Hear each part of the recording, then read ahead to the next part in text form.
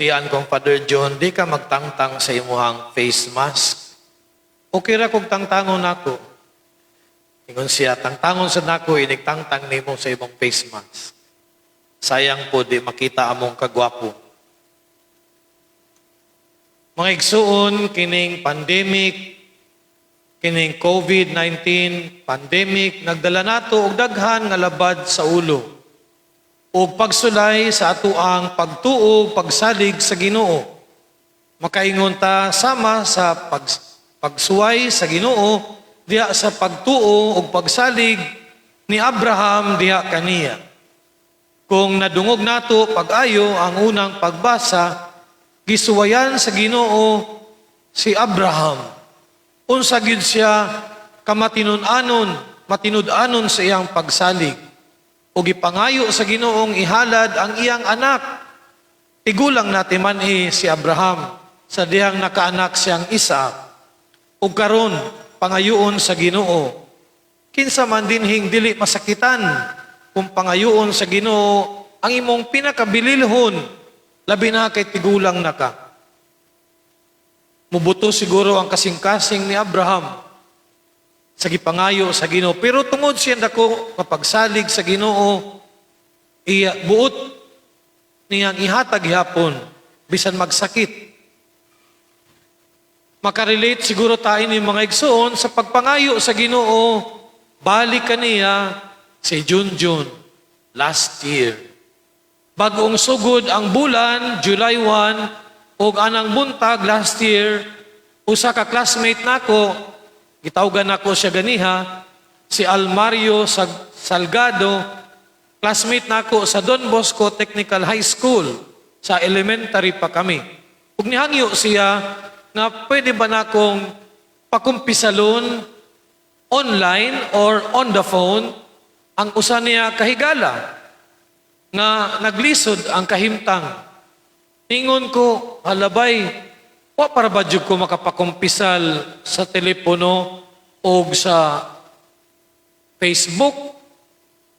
Pero sige lang, ato lang nang buhaton on siya tukutob mahimo. Matabangan lang nato siya. Pwede ko mangayo siyang pangalan. O gihatag niya ang pangalan.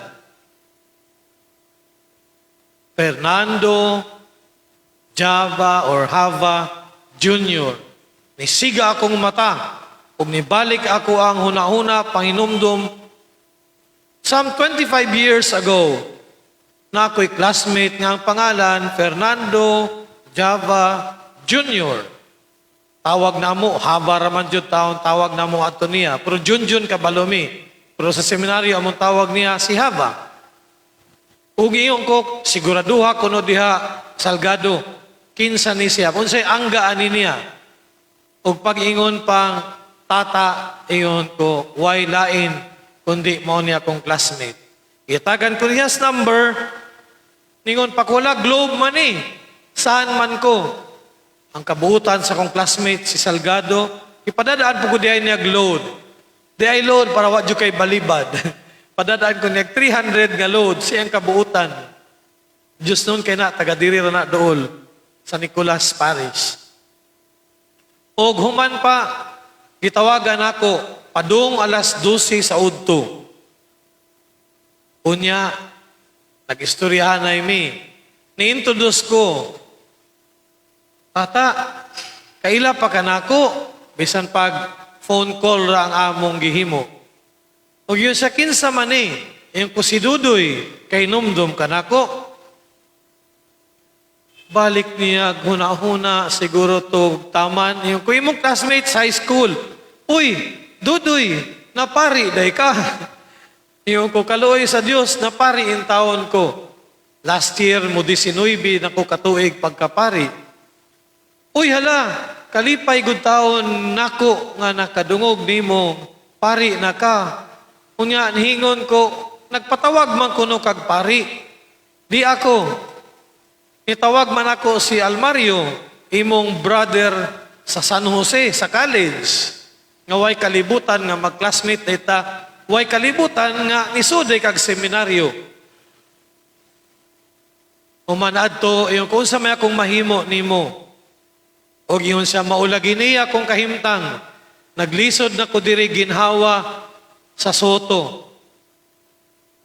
Human iyon ko, niya, unsa may akong mahimo? Mangayo ko pasaylo sa akong mga sala. Unsa mang mga sala, imong nahimo. Ayaw kabalaka, di na ko isugid ang iyang mga gisugid nako. O humana adtong iyang gisaysay ang pipila ka mga sala. Hingon ko, itugya nato sa Ginoo ang atong mga sala ug ang atong mga nahimo nga wa siguro nato pahinumdumi na. Musalig kita sa kaayo paghigugma sa Ginoo kanato. To change the topic para medyo mugaan, yung kunya magkita ta inig-ayo nimo. Aning tungura akong gi-record ang among conversation. Di lang nako ipatukar dinhi. Og tinuod man, hingon siya, sige, doy, magkita ta. Asa man ta magkita? Ikulbaan na Hinoong koron, magkita ta. Hingon siya, adto ta sa seminaryo, magmisa pasalamat. Sige, atong sultihan na atong mga classmate. Unya, pag-ayo-ayo diha ha. Magkita ta, human ining imong kahimtang. Gitapos namo ang among istorya sa usa ka pag-ampo.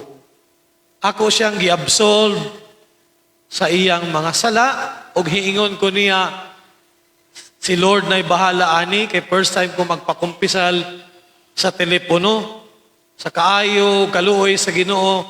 Sigurado ko pasiluon gyapon ta sa imong mga sala. Human ako gihatag ang absolution, nagitawag pasaylo sa sala. Ako siyang gidala sa usa ka pag-ampo nga kada gabi among pangajion sa seminaryo. Dear Mother Mary, ever virgin, help me to save my soul. Katulo na pangajion, the 3 Hail Marys kada gabi. Ug tapos niya na Jesus, Mary, and Joseph, I give you my heart and my soul. Jesus, Mary, and Joseph, assist me in my last agony. Jesus, Mary, and Joseph, may breathe forth my soul in peace with you. Samtang naglitok ko sa mga pag-ampo, siguro maka-imagine ko si tata, hinay-hinay ni balik ang iyang hunahuna of 25 years sa didto pa mi sa seminaryo, amo kana giampo ngadto. Ug siguro pod iyang gipadayon pag-ampo sa iyang kinabuhi bisan wala na siya sa seminaryo. Ug hibisan naglisod ang iyang paglitok ug paginhawa, madungog nako siyang nisabat uban nako sa paglitok sa mga pag-ampo. Mao kadto ang among katapusan nga istorya. Mga 12:00 na sa udto ang takna. Nilabay ang mga oras, niabot ang gabi, nangadji mi og rosaryo sa Don Bosco, matagabi. 7:30 mi mangadji. Pag humana mo pangadji, igo gyud nga nay ni tawag nako si Almario Salgado og naghatag sa balita. Ingon siya, Father, si tata, ni panaw na, ganihang 3:00 sa hapon. Ang akong huna-huna, kasing-kasing nilutaw. Unsa da itong ang akong gamayng nahimo sa kinabuhi sa akong igsuon. Nanlimbawt akong balhibo sa akong nadungo. Wa man ko makaadto sa ospital, pero basin lang katong akong nahimo, nakatabang gayod niya sa iyahang pagbalik sa gingharian sa Amahan. Mga igsuon, sakit man ang kalit na pagpanaw sa usa ka pinalangga, usa ka na kapag suway sama sa gibuhat sa Ginoo kang Abraham. Sa atong ebanghelyo, nadungog nato ang Ginoo niingon, anak, ayaw kahadlok, kay gipasaylo na ang imong mga sala. Nasubo ko sa nahitabo sa balita atong gabiuna, apan usab nalipay ako. Nauna siya mipanaw, siya nakig-uli sa Ginoo, ug nahatagan siya sa Ginoo sa kalinaw ug grasya nga iyang gipangayo, ug ato usab nga gihandom sa matag kinabuhi nato. Ug karon paspas kayo ang panahon, usa na di ay katuig ang milabay. Atong milabay nga pila ka adlaw ni text nako ang asawa o nagpahibalo nako mahitungod ani nga misa.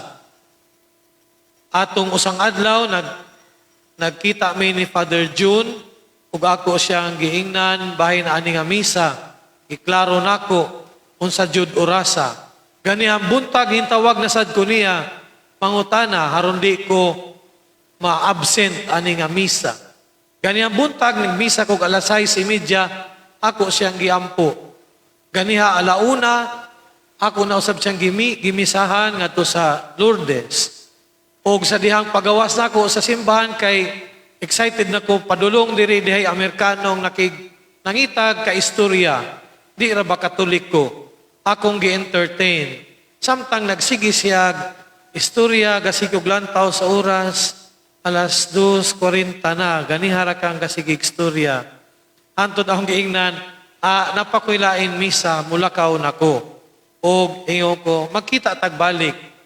Inaot ako pag-istorya di mo nakatabang. Paggawas pa nako sa among giistoryahan, wa na'y sakyanan na available. Ingon ko, patay. Nanawag ko sa driver, tuapod siya gilakaw. Naay nahabilin, motor. Pero tulo na katuig, sukad ko na aksidente, wa jud ko magtugat-tugag drive og motor. Hiingon ko, tabangi ko, mo drive kog motor.